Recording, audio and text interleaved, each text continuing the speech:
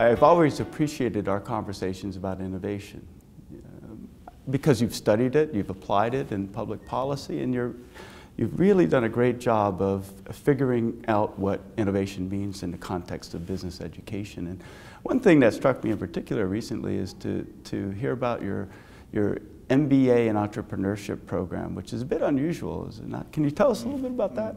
Well, it does result from the evolution of our thinking around business education, but it also responds to what our students are looking for from business education.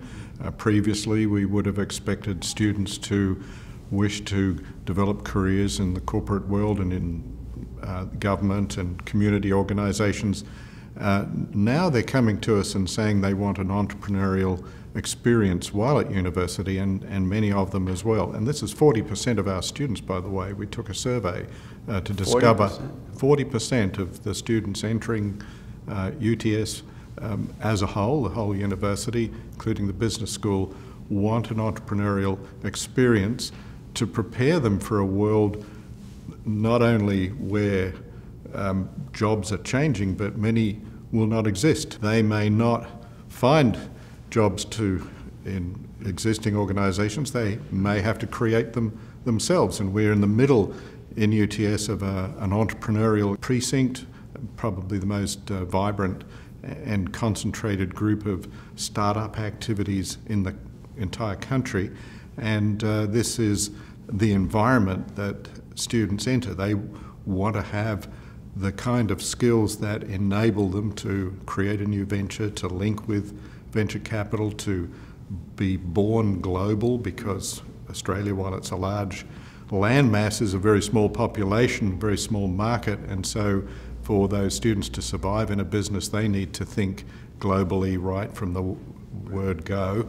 And we tell them, yeah, sure, in a new business it's fine to fail and to learn from that, but wouldn't it be better to succeed with the kind of skills we can provide in a very unique MBA program that is, in effect, an accelerated program? And we have a filtering process for our incoming students. They have to have some kind of proposition, some kind of idea that they want to take from concept to reality, and then this program structures that with them. And the odd thing about this program, perhaps again quite unique, is that we don't measure success by the number that complete.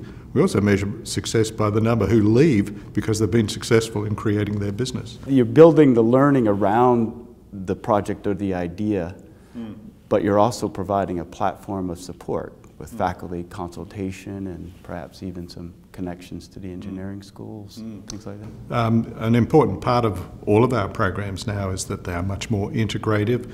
This was the thought process we went to when I started as Dean.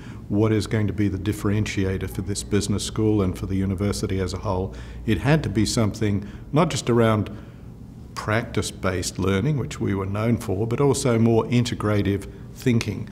So we, in our undergraduate programs, start our students off with, in our Bachelor of Business, something we call integrated business perspectives. In other words, they don't specialise once they're straight out of high school. That's very daunting for students to think in that very specialised way, given as well the fact that they don't know what kind of labour market they're entering when they complete their degree, and we don't know either. But they get this very broad brush program to start with, which is giving them techniques to think, techniques to analyse. We want to give them what we call boundary crossing skills that focus on creative and analytical problem solving rather than simply specialised knowledge, which is important, but it's only part of that broader picture. Right, that specialization might help them get their first job, but maybe not develop their careers, and it may not help them create those jobs as you talk about with exactly right.